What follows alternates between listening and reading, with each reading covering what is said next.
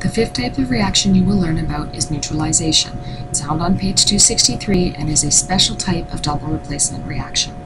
In a neutralization, an acid, which you will recognize because acids begin with an H, and a base will end in OH, combine together to form a salt plus water. The H from the acid becomes the first piece of the water, which I'm highlighting here, and the OH will become the second piece. You will recognize that more easily, or more commonly written as H2O. What is left is the metal, which is here, and the nonmetal, which is there, which will combine to form a salt. Remember, the metal must be written first in the formula for the salt. When identifying a neutralization reaction, look for a long reaction written like a double replacement with H2O after the arrow. As a final check, look for the H and the OH before the arrow. Copy the questions from page 263, pause the video, get your periodic table, and then we will learn how to solve some neutralization reactions. In our first example, we see the H written here and the OH here. We will combine those to make water. That's the first step.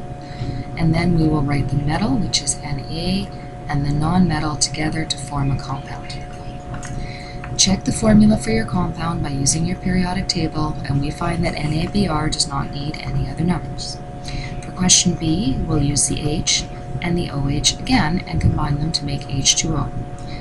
The 3 after the H and the 2 after the OH are not used when writing H2O. They will be used when we balance the question later. Next step, write the metal, which is Mg, and the nonmetal, which is PO4. Look these up on your periodic table. PO4 is on the back, Mg is on the front. Do your crisscross, and now you have your correct formulas. Before we balance, pause the video and write correct formulas for the remaining 2 questions. Here you can check your answers for the formulas on the last 2 questions, and now we will learn to balance them. The question in A is actually already balanced. It does not need any other numbers, as I have 2 hydrogen in this side, 1 from this, and 1 from that. Everything else only appears 1 time. For question B, the balancing will be more complicated. I'll suggest we start with the magnesium, which has 3, and place a 3 over here. Also, the group of PO4, which is here, has a 2, and over here I have a group of PO4. I'll place the 2 in front. Now if I count my hydrogens, I have 2 here times 3, so I have 6, plus over here I have 3 times 2, which is another 6. In total I have 12 hydrogen, so I want to put a 6 here. The 6 is also for the oxygen, and if I look over here, I have 6 oxygen because I have a 3 here and a 2 here. Those together will make 6 oxygen. Pause the video and attempt to balance the last 2 equations on your own. The balancing for the final 2 questions has been completed for you. I've used dots below the H's to show you how to correctly count the H's to put the number in front of the water. The final question asks you to select neutralizations from the list as well as the ones you've previously done.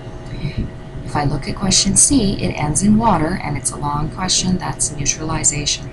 If I look at D, it looks like it might start in H, but it doesn't end in water, so that would make that a double replacement.